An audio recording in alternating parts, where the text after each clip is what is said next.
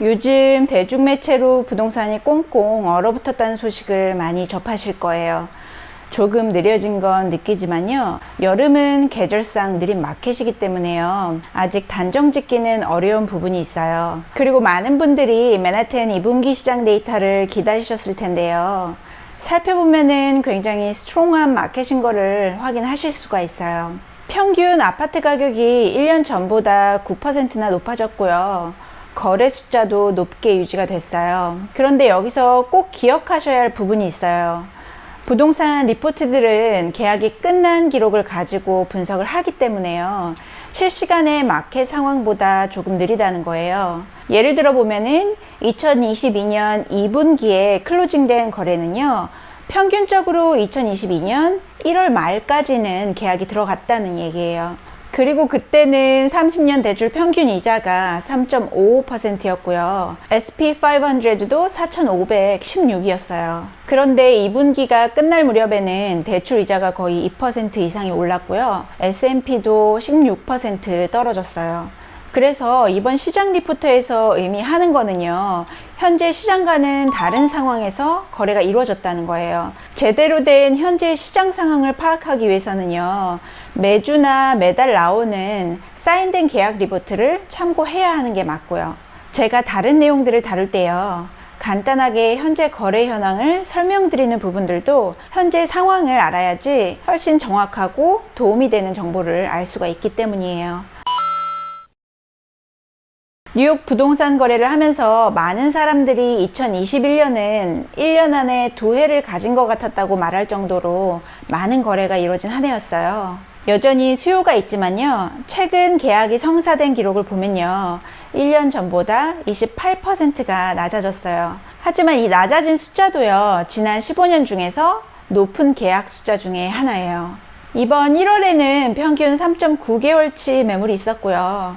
6월은 5.8개월이었어요. 이 얘기는 생각만큼 급격하게 마켓이 안 좋아진 상황은 아니라는 거예요. 왜냐하면 3.9개월이면요. 심각한 셀러 마켓이기 때문인데요. 어떤 마켓에서든지 매물 숫자 자체는 의미가 전혀 없어요. 얼마나 많은 매물이 나왔는지 그리고 얼마나 많은 바이어가 집을 사려는지가 더 중요해요. 이 의미를 기억하고 마켓을 살펴보면요. 이 빠른 거래 속도는 지난 몇 달간 변화가 있었어요. 지난 6월부터 이번 6월까지 12개월을 살펴보면요. 2021년 6월은요. 8.4개월치 매물이 있었어요.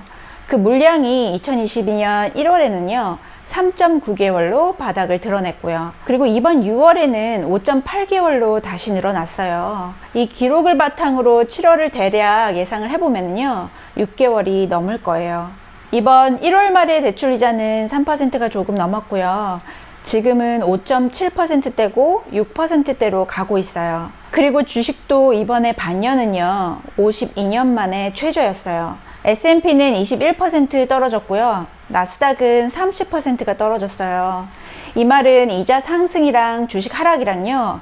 인플레이션 숫자를 보면은 이제 페드에서 어떻게 하고 있는지 그리고 앞으로 몇 달간 어떻게 할 건지가 많은 사람들을 걱정하게 만들고 있어요. 우크라이나 전쟁 역시 도움을 주지 않고 있고요. 그런데도 뉴욕 부동산 계약이 성사되는 숫자는 높은 편이에요. 지금 계약에 들어가는 가격대를 보면요. 200에서 300만 불 사이 거래가 가장 많이 늘어났고요. 그리고 500만 불 이상은 주춤해지고 있어요. 그런데 이 가격대 마켓은요.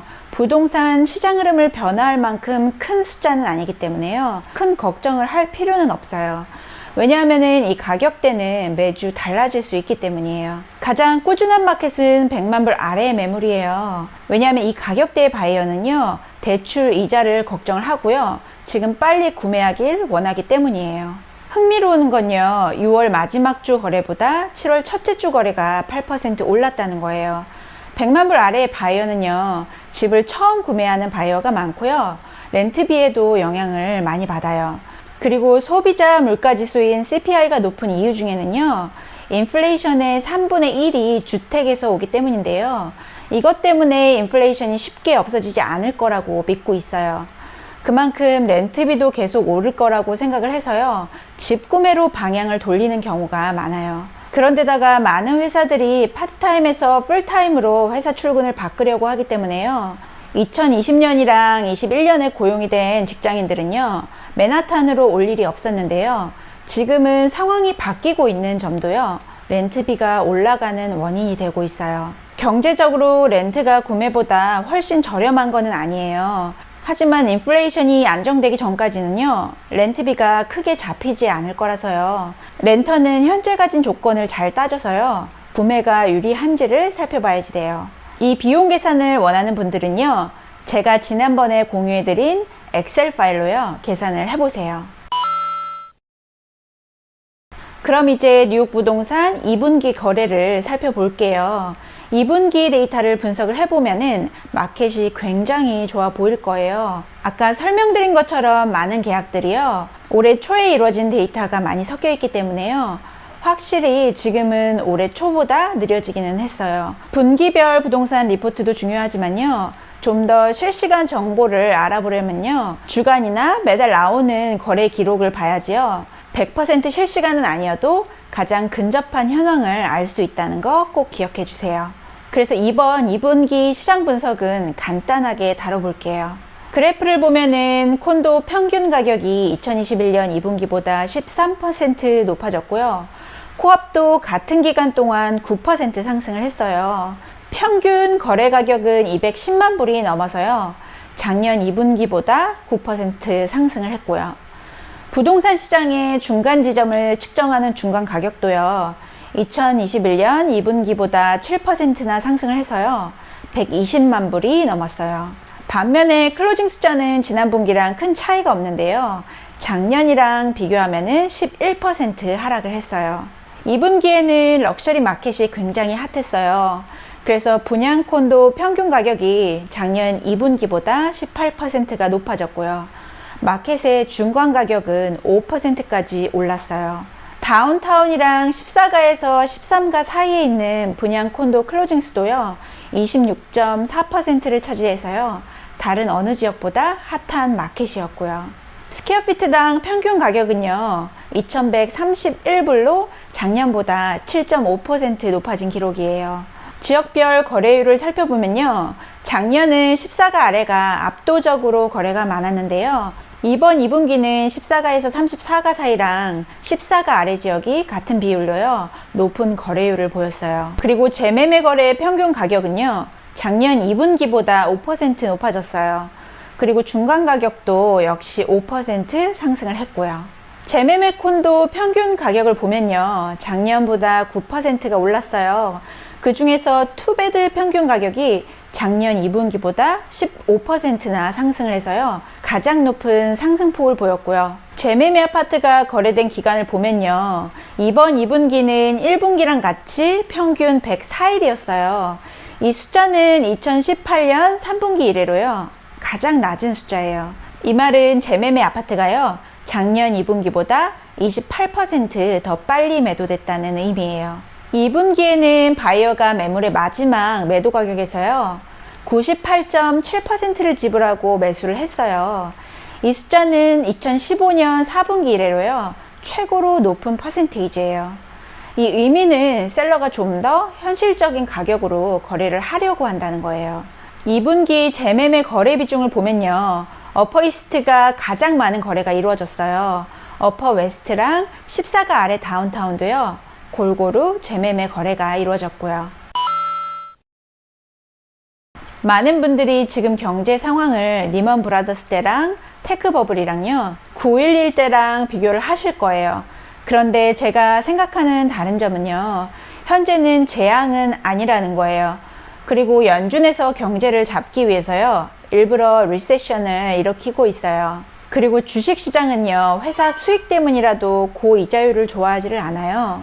그런데 여기서 좋은 소식은요, 여태까지 연준에서 이렇게 할 때는요, 가벼운 불경기였다는 거예요. 지금 이율을 높이는 이유도요, 인플레이션을 잡기 위한 건데요, 이제는 불경기라는 정확한 정의가 없어진 것 같아요.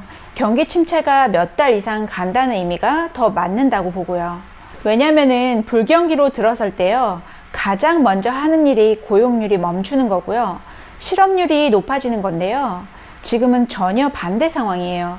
그리고 심지어는요, 실업률이 거의 지난 50년 중에서 최저예요. 그리고 지금 스태그플레이션을 많이 걱정하시는데요. 지금이 확실히 가격은 높아지고요. 경제는 성장하지 않는 상황이지만요. 한 가지 다른 점은 실업률이 높아지고 있지 않다는 거예요. 그리고 당분간은 그럴 일도 없고요. 지금 나쁜 상황은 인플레이션이고요. 좋은 상황은 고용시장이에요. 어차피 불경기는 예측했던 상황이고요. 절대 비켜갈 수 없는 부분이라고 생각을 해요. 그래서 많은 사람들이 불경기가 오려면요, 빨리 와서 빨리 지나가는 게 낫다고 얘기를 하고 있어요. 그리고 확실히 이자율은 계속 변동을 할 거예요. 그래서 집 구매를 원하는 바이어는요, 계속 이자율을 주시하는 게 좋아요. 그래야지 총 집 구매 가격이 낮아지기 때문이에요. 그런데 아직 뉴욕 부동산의 큰 가격 하락은 없을 거예요. 그리고 많이 강조드리지만요, 가격 하락이 많이 있다고 하더라도요, 실용적인 가격대의 뉴욕 부동산은요, 큰 영향을 미치지 않을 거예요. 지금 이자율이 높아지고 있어도요, 지난 50년간의 평균 대출 이자율이요, 거의 8%인 거를 감안하면요, 지금 5%는 여전히 이자가 낮은 편인 거예요. 그리고 뉴욕 부동산 마켓이 바뀌고 있는 상황인 거는 확실해요. 바이어 마켓으로 가는 것도 맞고요. 그렇다고 급매가 이루어지거나요, 아무도 집을 안 사려고 하는 얼어붙는 상황도 전혀 아니에요. 보통 주식시장 변동이 심할 때는요, 사람들이 큰 결정을 하는 걸 좋아하지 않는 경향이 있어요. 그리고 어느 시점에서든지요, 집을 사더라도 오버페이를 하는 건 아닌지 걱정을 하게 되고요. 그래서 가장 중요한 건요, 첫 번째로 내가 원하는 집을 살 여건이 되는지예요. 그리고 두 번째는 이 집에서 오랫동안 살고 싶은 생각이 드는 곳인지고요.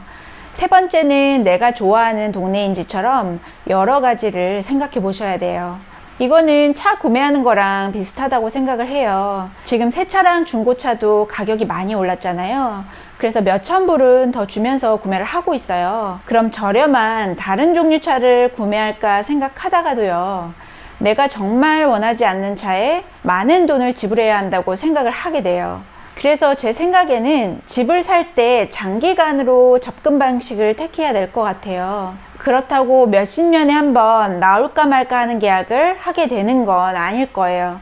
왜냐면은 그런 딜을 원하는 분들은요, 2020년 말에 구매를 하셨어야지 돼요. 그래도 이자가 올라가는 시점은요, 그만큼 집값을 내고 할 가능성이 높아진다는 얘기예요. 구매 가격대에 따라서요, 올해 초라면은 셀러가 거절했을 만한 오퍼도요, 이제는 고려할 만한 시점이 된 거예요. 만약에 지금 현금 구매를 하는 바이어라면요, 우위에 있다고 생각을 해주세요. 그리고 좀 더 공격적인 내고를 시도해 봐도 좋고요. 왜냐하면요, 현금 바이어는 이자율을 신경 쓸 필요가 없어요. 그리고 지금 당장 매매를 할 수 있기 때문이에요. 그래서 지금은요, 그만큼 가격 부담이 없는 코업 거래가 활발한 것 같아요.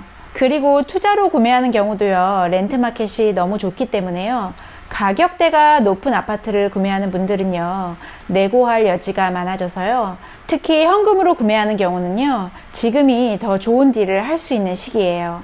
그래서 지금은 어떤 매물이 나오는지 알고 있는 게 중요해요. 매주랑 매달에 어떤 거래가 이루어지는지를 잘 숙지하는 게 굉장히 중요해요. 그리고 이율이 어떻게 변하는지도 중요하고요. 지금은 바이어랑 셀러 모두한테 이율이 큰 열쇠가 되는 부분이에요. 그만큼 수요가 늘어나서요, 공급이 빨리 줄어들 수 있다는 얘기예요.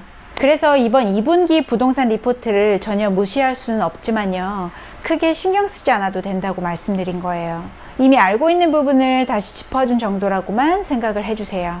그리고 부동산 전문가로서요, 현재 경험하고 있는 마켓은 아니기 때문에요, 마지막 남은 해도 2분기만큼의 거래가 이루어진다고는 생각하지 않아요. 2020년에 2% 이율이랑 지금 2배가 넘는 이율을 비교하는 분들 계실 거예요.